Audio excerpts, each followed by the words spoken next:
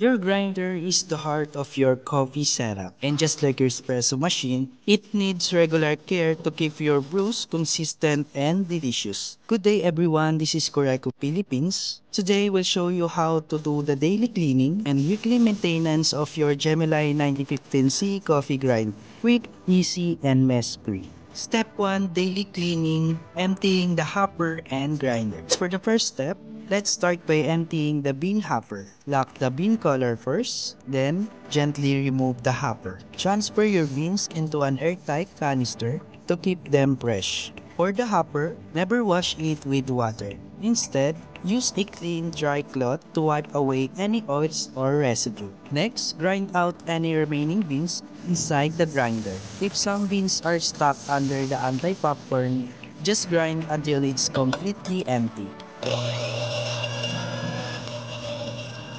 After that, insert your air bellow and press a few times to blow out the remaining coffee grounds. Finally, brush the chute area and wipe the top of your grinder with a clean dry cloth. Remember, this is your daily cleaning routine. Always clean your grinder before closing your coffee station to prevent oil buildup and keep every grind fresh and consistent. Now, let's move on to weekly cleaning, which focuses on the burrs and internal chamber of your grinder. First, unplug your grinder for safety. Remove the hopper, then press down the small button while rotating the adjustment disc counterclockwise until the dial loosens. Once removed, carefully unscrew them using a screwdriver. Take note that each screw has a washer attached.